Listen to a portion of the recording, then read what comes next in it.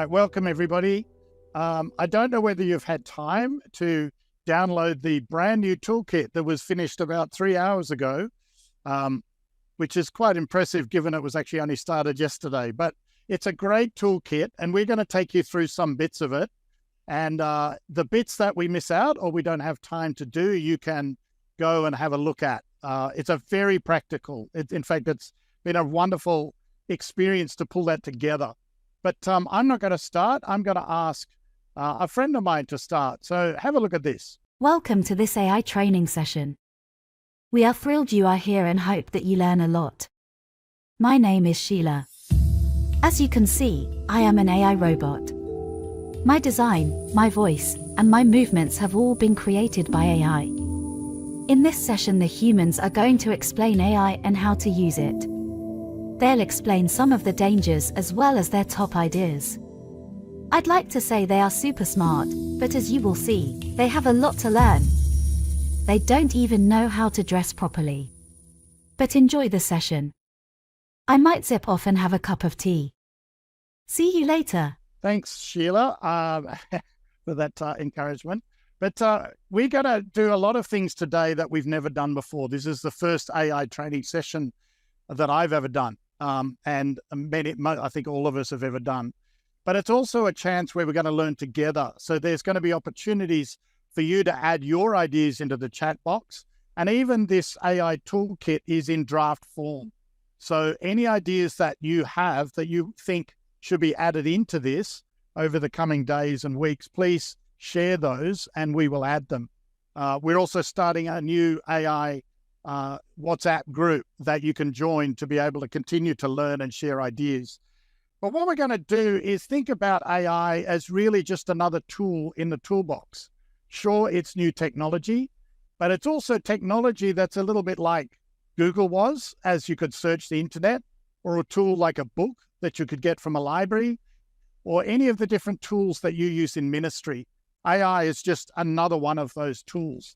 And I guess in the toolkit, we wrestled with, what does the Bible say about AI? And of course, it doesn't mention it, but it does mention the fact that God has gifted us as humans to be able to be creative, to be able to create great new things. And in many ways, AI is just that. It can be a tool used for good, but it can also be a tool used for evil.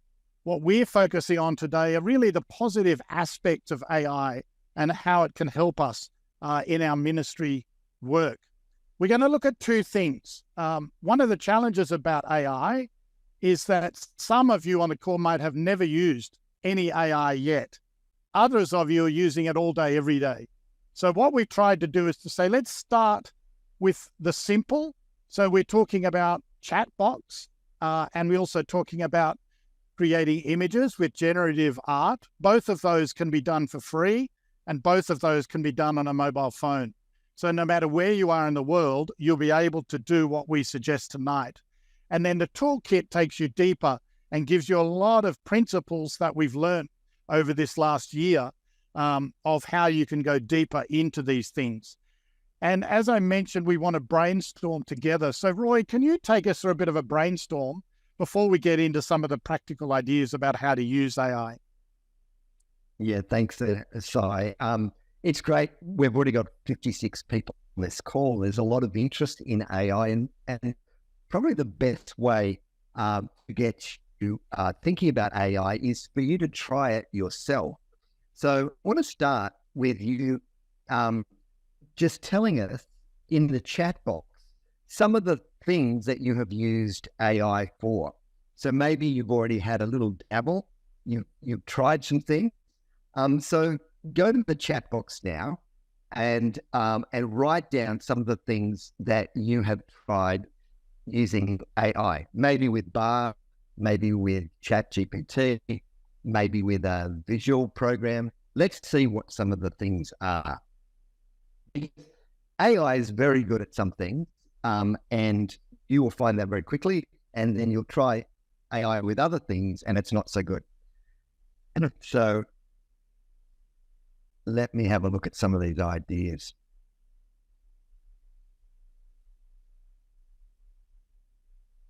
All right. We have translation. It's really good for translation. Yeah. Finding out how many days it is to November the 6th. So asking it a question, it'll tell you stuff. Summarize meeting notes. It's so handy. Put these notes into 100 words or 5 bullet points. It's great at that. Brainstorming ideas to come up with new things you haven't thought of. Translation. Yep. Finding out how to write a particular Excel format.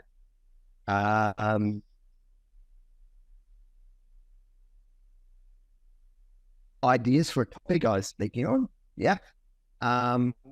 Spelling tenses, ideas of creativity. I've asked it to make a review of a Bible book, and it was brilliant. Writing Bible lessons, yeah. We even used it to make up a game. Used it to shorten text. So if you've got 1,000 words and you want it into 500, it's great at that. Adding elements to original photos. Okay, so we got into some visual ideas here. Creating art, creating pictures, use for translation. So it looks like a lot of people have been jumping in and trying some things. Research, extending photos. So you got a small photo and you want to see something, bigger. It can create the, further outside to the photos. Turning as transcriptions of interviews into summarized reports. Wow. Okay. Yeah, I've used it to take some text and turn it into a poem or something like that. That's been fun.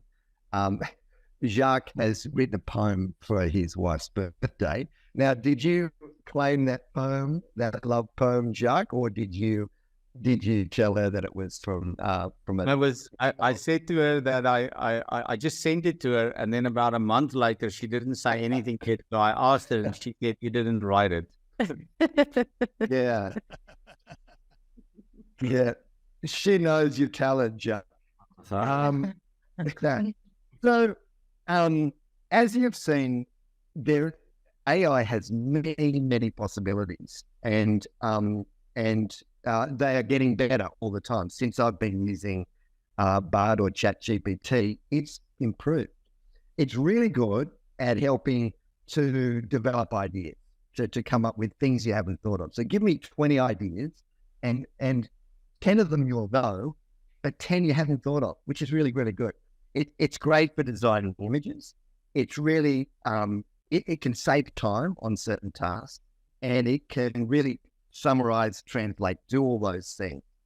But there are limitations to it.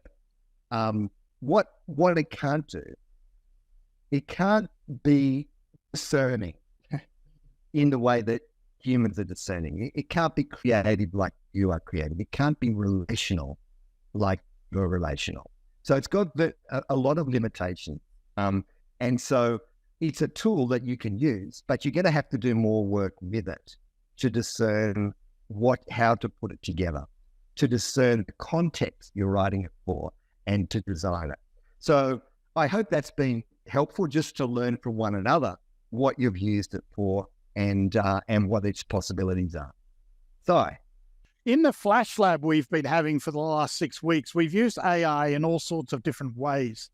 And we'll show you some of that tonight, but also on the Max 7 YouTube, you'll see now, I don't know how many, maybe 12 different animations that are all done using AI. And the characters have been designed by AI, and then we've been able to animate them. So not everything is done with AI, but certainly all the design is.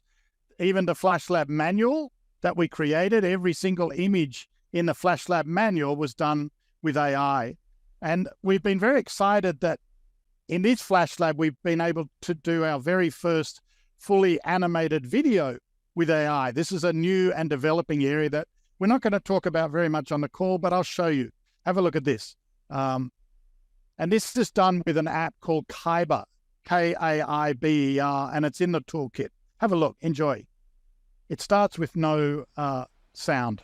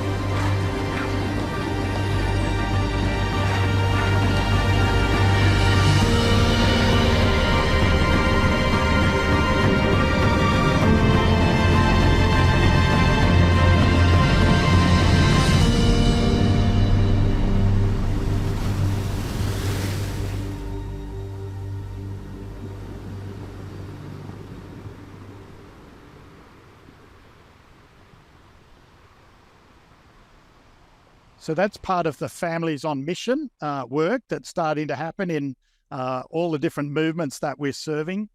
And now we want to move on to some very practical ideas of particularly how to use prompts. And given that the amount that you've already used AI, you will understand the concept of a prompt.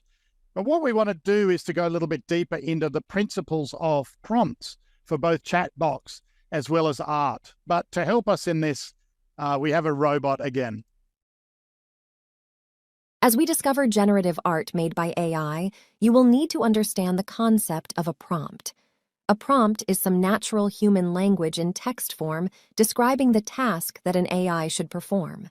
So, for example, a grasshopper playing a guitar in a rainforest by a waterfall. Nice. The humans are now going to explain everything they know about prompts. That should take about 2 minutes. That's humor. Apparently. Ha ha ha.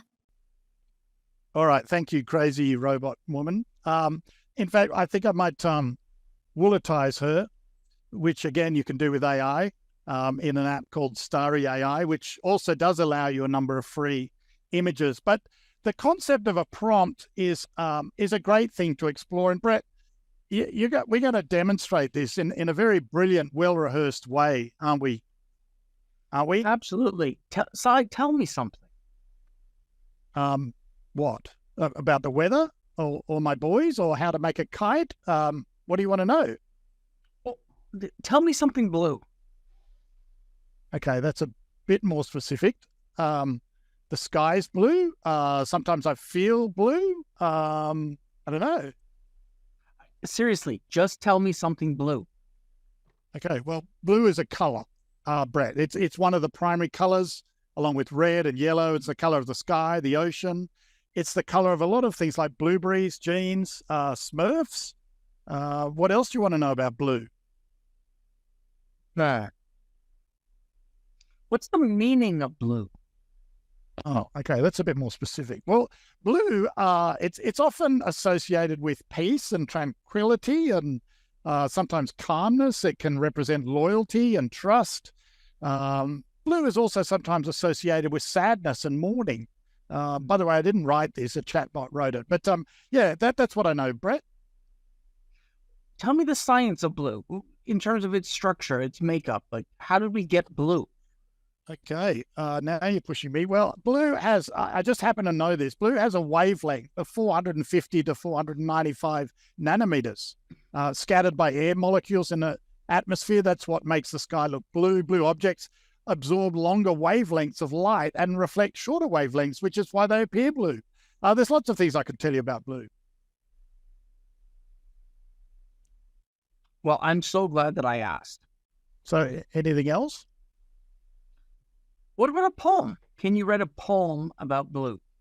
Yeah, sure. Just give me a second. Okay, yeah. Roses are red, violets are blue. I'm not very good at poetry, but I'll give it a pretty good go, except I tend to mess up the ending.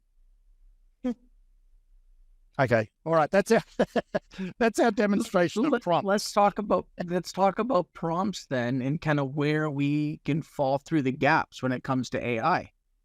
Yeah. So, I mean, as we tried to demonstrate there with that very cleverly written script, thank you, Bart, we need to be specific. So if you just ask a very general question, you'll get a very general answer. So, Brett, tell me, what are some of the, I know there's lots of principles, and in fact, James will go into a lot more detail about this, but can you give me a few of the key principles when you write a prompt for a chatbot? What are just some of the key ones? Well, for me, maybe it's my Canadianism coming out. I always ask please, and I always say thank you, because when the AI take over the world, I don't want them to come after me first. That's very good. And in fact, they tell you to use humor as well, which is important. But you have to be very specific, don't you? So specific. Yeah. You have to frame everything. Like, there are a lot of people that will show these prompts that are 3, 4, 7 words long. And I have found very, very limited success when I use, quick, concise language, where AI really wants us to draw out to a much grander space the very specifics that we're looking for. The other challenge is we really have to know what we're expecting. And so I have not found any success in AI giving me the answer. I kind of have to know what the answer that I'm looking for is. And then that's where I go back and define the prompt. Yeah. So actually, it does take quite a bit of creativity and quite a bit of skill to create a prompt that's going to give you what you're looking for. But also, I guess, as you do it, you need to start to feed it. And James is going to take us through some actual examples and walk us through how to use ChatGPT, which many of you will be familiar with. But what we've tried to capture in the toolkit, which I encourage you to get, are really deep principles that actually I've learned a lot in the last 24 hours of gaps in my knowledge and gaps in how I've been using it. Before we get James to do that, I did ask Bard for some really interesting ideas about prompts. And one of the suggestions was to write a poem in the style of Shakespeare. So I thought, yeah, I'll try that. What about I write a football poem in the style of Shakespeare? So thank you, Bard.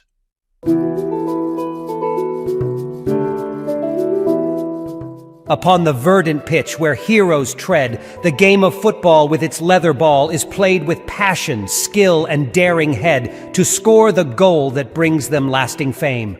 The players gather, clad in vibrant hues, their spirits soaring, their resolve complete.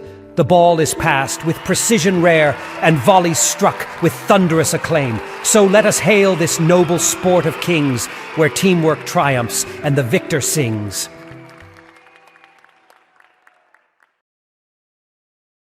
So there's a lot of things that AI can do, and the majority of that video was actually made on my phone, sitting there looking after my boys on the weekend. So that gives you an idea of the power of AI. So James, put us out of our misery. How do we use ChatGPT, and what are some of the key principles? Can you demonstrate? And indeed, right. I'm going to share my screen, or I've got ChatGPT up. Now, there are lots of different chatbots that you can use nowadays. There's ChatGPT, there's Bard, and there's a whole host of other ones. And they will give you lots of different tools to help you write your prompts now.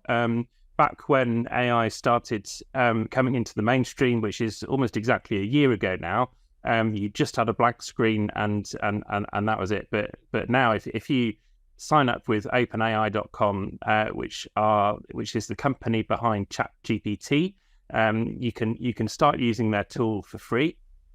And they've got lots of new things in their interface now. So even on the very basic ChatGPT interface, you can load up prompt templates, and it will give you lots of different ideas about how to structure your prompts. And there's all sorts of other things you can explore there. There are lots of different wrappers that you can use to interact with a chatbot. So you might find that there's a different program which uses the ChatGPT engine and just gives you some extra tools around that. But what we're going to do now is take a look at some of the ways that we can use ChatGPT. Let me just get my screens arranged here. That one there. Okay. So, one of the ways that we've been talking about is how important it is to be specific. So let's say you're wanting to do a warm up game. You're running a session. In fact, let's ask ChatGPT how I should start this session. So I'm about to lead a 15-minute session online with a group of about 60 people from different countries around the world. Be covering topic of useful ways to use chatbots. Give me 3 points I should include in the session. So here it's given me 3 essential points I should include. Personalization and efficiency. It can explain how they can streamline processes and adapt to user needs. Global accessibility and multilingual support, which is obviously really important for a group such as ours, where we're coming from many different countries, different languages, different cultures. And integration and scalability, how you can use it in different contexts such as websites, apps, and messaging platforms. So let's start a new chat. And this time we're going to ask for 3 ideas for a warm-up game. And I want to show you how things can change when we start getting a little more precise. So here I've given very little direction to ChatGPT. Just said 3 ideas for a warm-up game. And it's given me 3 ideas: 2 truths and a lie, human bingo, and word association. But there's no context around that. If we become a little more precise and a little more specific, let's just type this in. So here we're saying I'm a Christian children's worker with a group of 30 children in a tent in hot weather. Give me 5 ideas for a 3-minute energizer game to use with children aged 7 to 9 to help them settle and focus. So we're being a lot more targeted with our prompt there. We're saying what we want the outcome to be. You know, we want them to be settled and focused on what's coming next. We're putting in some constraints. We're saying that this is quite a large group. It's a limited age group of children, and we know that it's hot. So let's see what ChatGPT says in response to that. Okay, so this is good because it's already putting this in a Christian context. It's saying we could use some lively Christian music appropriate for children, instruct the children to dance and move around the tent. Now, already we can see that with this quote, maybe ChatGPT hasn't got quite the same sense of managing children that some human experts might do. We've told ChatGPT that this is going to be a tent in hot weather. So whether we want children dancing around to lively Christian music, we'd need to make a judgment on that. But then if we went on to this second idea, pass the water balloon, that could be fun. Bible story, charades, fruit relay race. And it does say, make sure to adapt these for the hot weather conditions in your tent. So that shows us how we can be more specific. Now, let's say we want to provide some context. That this is something that I've found very useful. Let's start another new chat. Oh, one thing just to point out: when you're using ChatGPT, in the sidebar, you get the full history of your chats. So you know if you've asked previous questions, then such as this one here, I was doing a contract with somebody. I didn't understand a particular piece of text. So I just said, please explain this in plain English, and pasted the content in from the contract, and then ChatGPT gave me a plain English explanation of what that was. So let's start a new chat, and this time I'm going to put in a prompt about writing a brochure for a Christian holiday program. And here you can see I'm saying I want 5 benefits of attending, each benefit to be no more than 50 words. So I'm visualizing what I want that brochure to look like and how much content I want ChatGPT to write. And I'm giving it some direction on what kind of tone of voice I want it to be. I want it to be approachable, friendly, reassuring, and the content needs to convey that kind of integrity and trust and empathy. And then I'm telling them who the target reader is going to be. So it's going to be parents of children aged 7 to 11. Target reader will not necessarily be familiar with Christian faith, so your content should be clear and avoid jargon. Okay, so ChatGPT has come up with some suggestions. So these are all within the 50-word limit. So again, this isn't a case of simply copying and pasting this into your brochure for Christian holiday program, but it can be a springboard for you then to think, actually, that's a really good way of organizing my thinking. Or actually, I'm really not sure whether I want to include the one about, I don't want children to have fun and adventure, so we're going to scrap number 5. We're going to do something else. So you can follow it up with further questions. You can say, actually, I've changed my mind.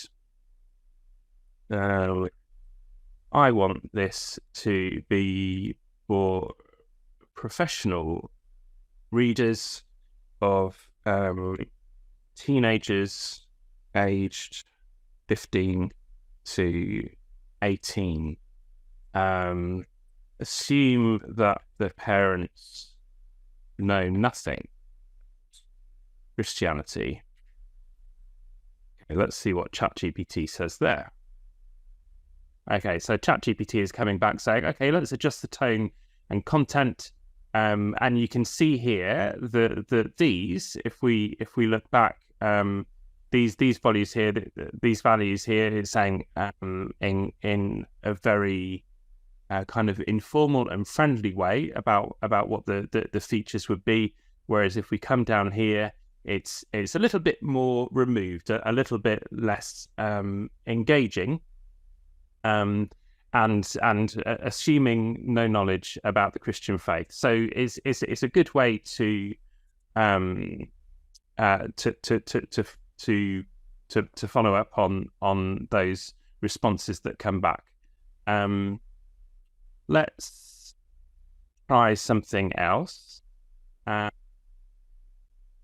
Okay, how about this one?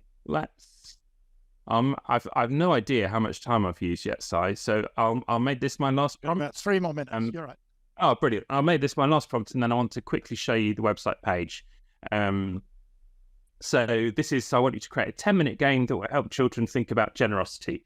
And here I'm using examples so that it's really clearly instructing the chatbot as to what context to give it. So I'm saying, for example, it could be based on the biblical story of 5 loaves and 2 fishes, or it could be the story of the widow's offering. In creating the game, you should give consideration to the fact that children will be from underprivileged backgrounds. So again, we're giving some really clear context that we want ChatGPT to respond with. And ChatGPT has come back with the objective, the materials needed, instructions, and preparation, and so on. Really, really thorough approach, actually. So you could then follow this up by saying, actually, I've got no materials. So rework what you've given me above, but using no materials at all. So that's it that's scratching the surface. There is so much you can do with ChatGPT. If you were to scroll down my own ChatGPT history, you'd see an awful lot of ways that I'm using it with building websites and understanding code and building spreadsheet formulas and all sorts of things like that. But I just want to show you the resources page on the gcf.community website, so you can access that through this link here, gcf.community/tools/resources. It's also on this menu here, resources. And you'll see here that I've created a list of the different tools that you can use. So you've got the chatbots here, generative art. So some of the things that Spy was talking about, such as Starry AI, generative video. Kyber AI was one of the tools that Sai has been using to create these videos. Generative music. This has improved a lot in the last few months about what can be done there. AI transcription and summary. If you want, if you're doing a Zoom call or a Google Meet or a Microsoft Teams meeting, you can sign up for a completely free account with Fathom.video. It will record your calls, transcribe them, give you a summary. They don't even have a paid tier on their platform at the moment, so well worth doing that. And then there's some non-AI resources there as well, such as stock images. And if you've got tools to suggest, you can add those in here, send them through, we'll get them added. And if you would like to join the AI learning community on WhatsApp, then you can do that here and you'll get an email with a link to join that community. And this button here, that gives you the toolkit that Simon was waving around a few minutes ago. Then at the bottom of that page, there's a few things that you should understand just in terms of pricing and warnings. Do make sure that you read that. It's a really useful tool, but we all need to go into it with our eyes wide open. Okay, I'm going to hand back to Sai. Thanks, James. And we realize that for some of you that have been using chatbots for a long time, that some of these things you'll know implicitly and you will have been doing. In the toolkit, there's 10 different principles, and James just touched on a few of them. It's well worth having a look at that just to be able to challenge you and think about things that maybe you haven't tried before. But now we're going to move on to generative art. And let me just find my screen here. I'm going to share. Now, mostly I've been using Midjourney, but that's a paid app. So I'm going to demonstrate this on Bing Create, which all of this is in the toolkit if you want to find them. But if you just search Bing Create, then it'll come up. But when you're looking at AI art, and we've been creating thousands of images in the last 12 months that have been used for everything in the sport movement, in GCF, family.fit, GenG, and many, many other things as well. But it's been very interesting to try and understand, how do you explain this in a way that's really useful? So first up, you say what you want. Again, in generative art, you need to be specific, because if I just put in a boy and I ask Bing to create it for me, it'll do that, but it won't know exactly what I'm asking for. So I need to describe the image in as much detail as I can. We'll see what it comes. Okay, it did create a boy, but that's nothing like what I'm looking for. Because what I'm looking for is an Ethiopian boy. In fact, I'm looking for an Ethiopian boy playing soccer. And the reason is because a lot of these things come from America. So if you say football, you'll get gridiron images. So I'll have to use soccer. So I'll try that. Let's see about an Ethiopian boy playing soccer and see what that gives me. And again, it's telling, whoops, please provide a more descriptive prompt. There you go.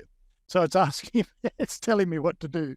So I'm going to say an Ethiopian boy with a soccer ball.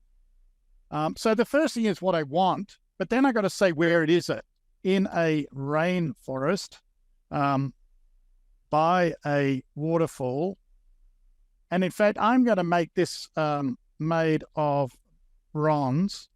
So that's going to give me a bit more detail describing the image I want and the context of where I want. So that would work, hopefully. Let's see if it works. But then I'm going to add a bit more to it. Okay, phew, it didn't reject me that time. So it gives me what I want. It gives me where it needs to be. So it's describing it.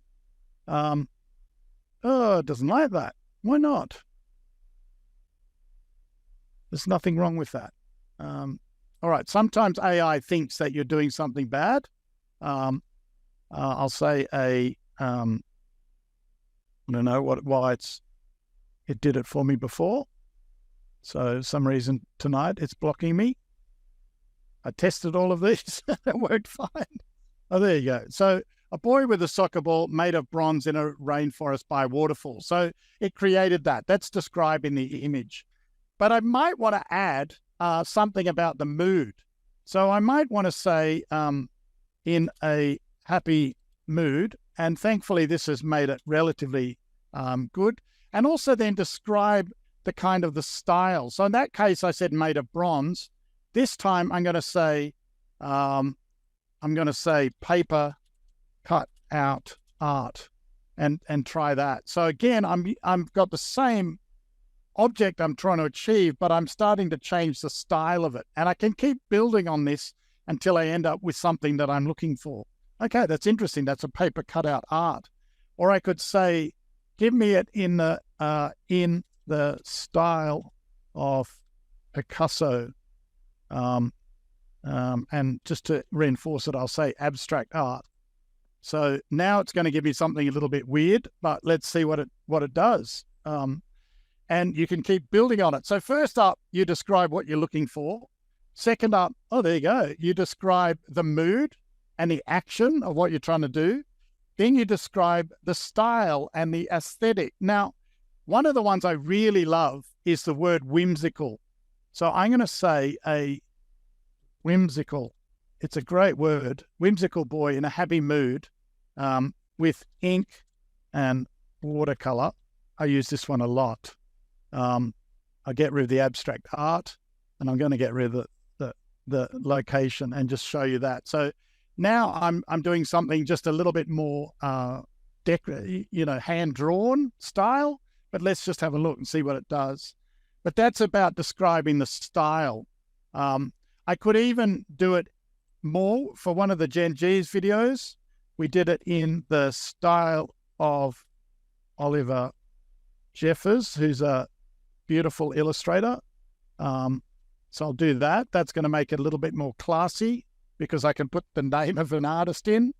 So that's another possibility. So we'll have a look at that. So that's describing the aesthetic and the style. And now you can see it's a little bit more contemporary, beautifully done.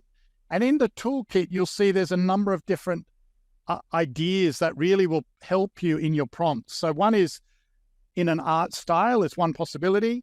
Another possibility is just using words. So this time I'm going to say, I'm going to do a whimsical boy with a soccer ball, Pixar DreamWorks style, 3D render. In a happy mood, I'll keep that. I get rid of these ones.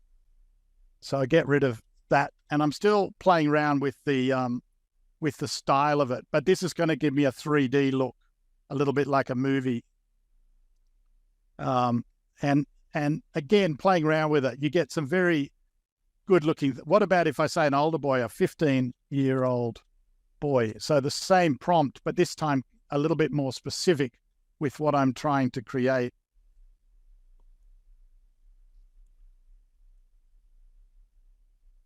So you can see, you can spend a lot of time. So that's describing the image, the mood, the aesthetic, and there's many things I could do. What about if my final one, I'll say photorealistic, in a happy mood. And then you can even add things like, I'm going to add a Nikon D850, which is a nice camera. And I'm going to add an effect, which is bokeh, which is a like a blur. And I'm going to say photojournalism.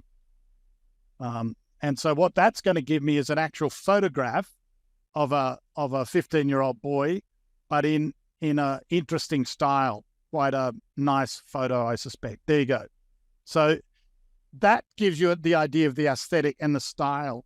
Then I can play around with the framing. So at the moment, you'll see all of these are fairly close up.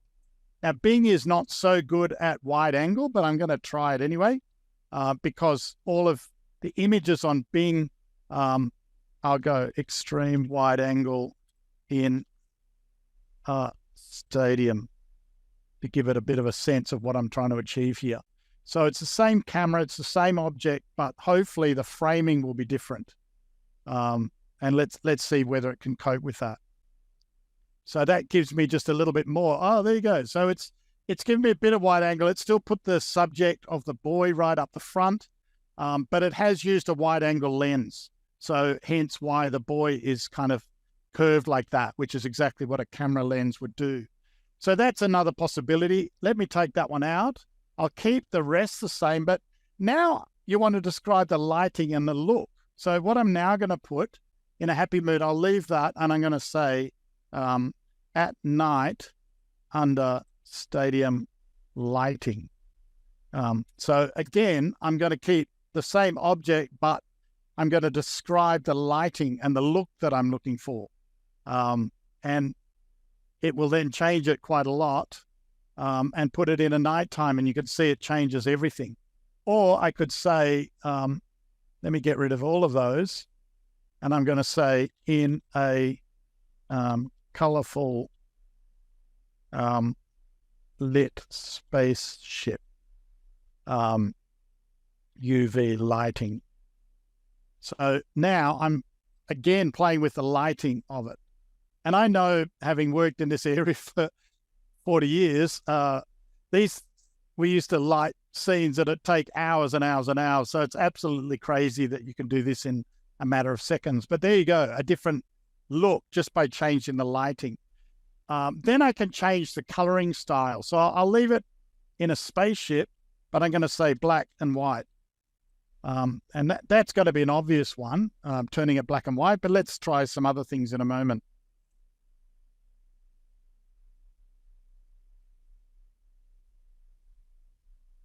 All right, let's change it black and white. That's a nice little effect. What about if I say fluorescent?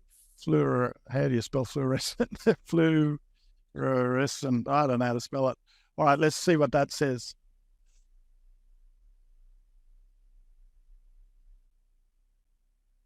See if it can work out my spelling. Oh, there you go. So it makes it into bright light.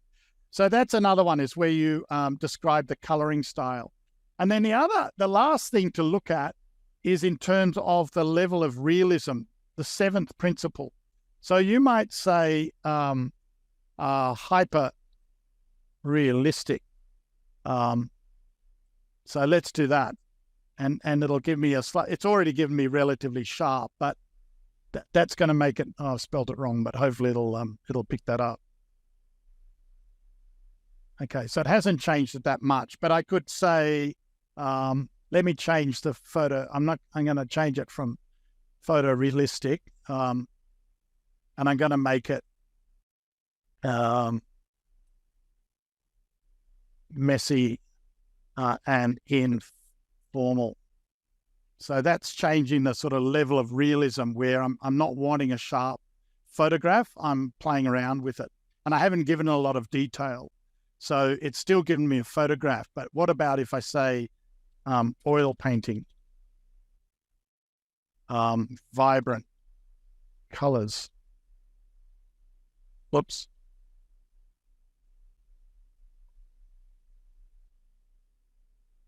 And that gives you quite a nice effect.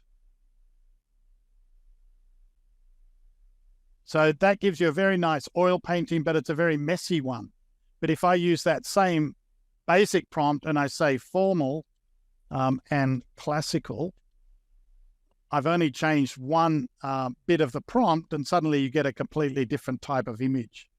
So that's another really good thing to do. So they're the 7 principles that you will find in the book. But then some of the other things that are very useful in ministry are things like logos and graphics and things like that. So if I give me a logo for a sport organization in India that plays cricket, and I'm going to choose the colors. I'll go green, red, blue. And then what I'm wanting is, I want vector art or flat image. Vector art is just kind of line art. So I'll try that, and I'll say vibrant colors.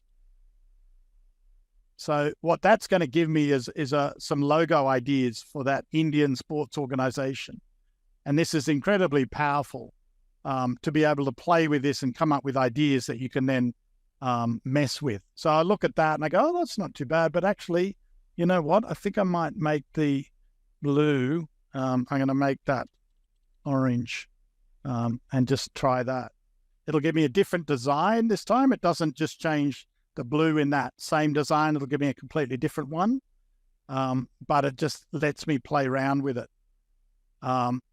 Or I might say here, in a square design. So all these are fairly circular, which I quite like, but for some reason, if I wanted it in a square, I could do that as well. So that gives me an idea. And so some of them will do it very precisely. Sometimes it will play with it.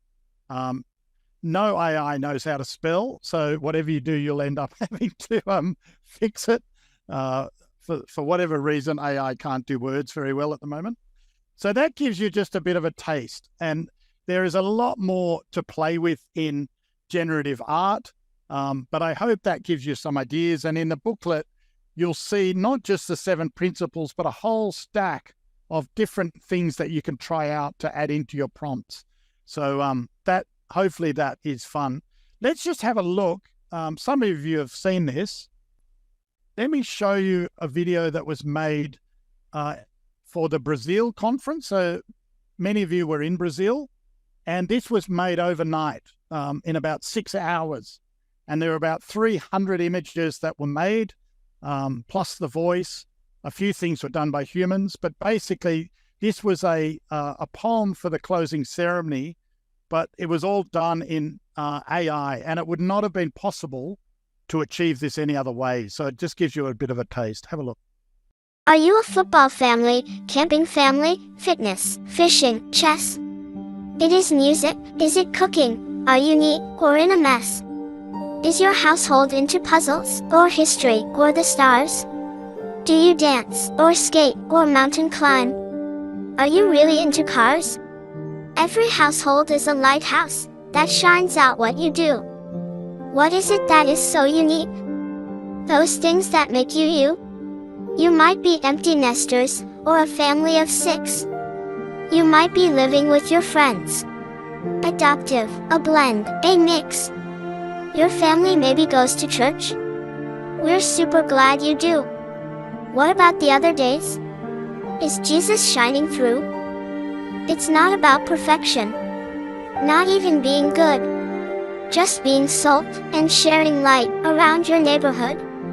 The good thing is we're not alone. We have a dad in heaven, from whom each family gets its name, you 2, you 4 or 7. No matter if you're into craft, or games, or painting jeans, or golf, or surf, or magic tricks, or building big machines.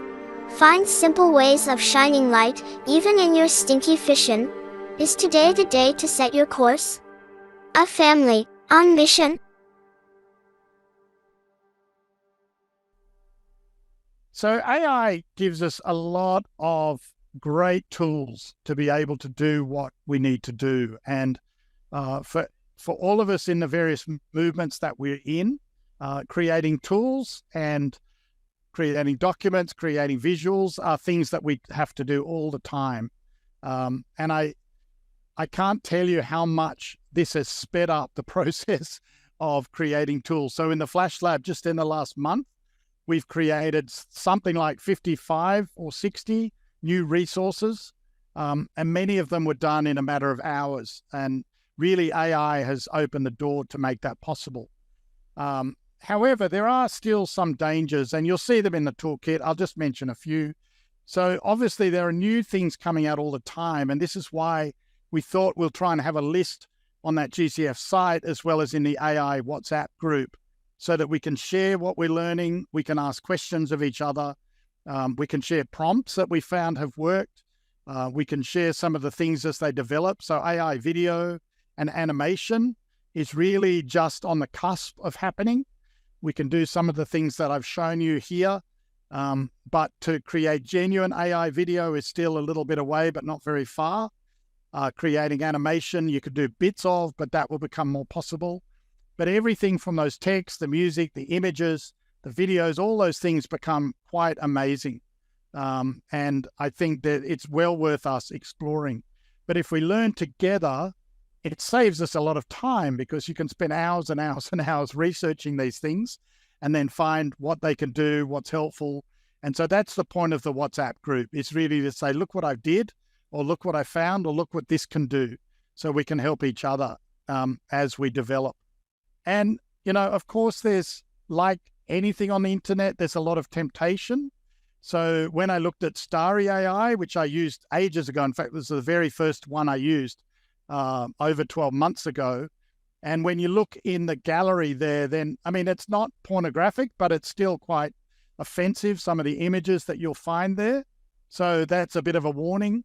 All the major sites that do AI art won't let you do pornographic images or things like that, but that doesn't mean that you won't end up seeing things that are offensive. So that's the same with the Google search. That's the same with, Facebook. So it's just the same temptations that are there for everything. But then also I would warn you to double check your information. So if you create something, don't just copy and paste it, read it and check that it's accurate. And also something that James touched on, but just to reinforce, that when you add to a chat in a chatbot, it refers to what's gone on before. And I've made the mistake of asking a question in the context of another chat, and Bard gave me a complete false answer and led me right down this garden path, telling me about this person that didn't even exist in this whole technology. So it was just making it all up, but based on what it thought I was asking. So remember to start a new chat when you have a new topic. So that's just some of the taste of it. We would love to learn more, and we're sorry that this has been, in some ways a bit of a one-way. We will keep the chat out of this because there's some really good ideas that have come, and that will help us as we develop a new version of the booklet. but please join that WhatsApp group and then let's keep the conversation going. And if you think there's value in us doing together a more advanced AI session, because there's a lot more that we could do that take us a lot more deep into this, then please say that in the WhatsApp group. That probably won't happen in the next couple of months, but we can start working towards that. So I hope this has been a helpful start. I do encourage you to get the toolkit and read it, to go to the GCF site and look at the tools, and to sign up for the WhatsApp group. And then we can keep communicating. We don't want to open that WhatsApp group too widely, because as you know, in all of these groups, you end up with a lot of spam and other problems. So we won't share that link just generally everywhere. You can get it through the GCF site by signing up. We can put it in a Zoom chat here if somebody could quickly do that.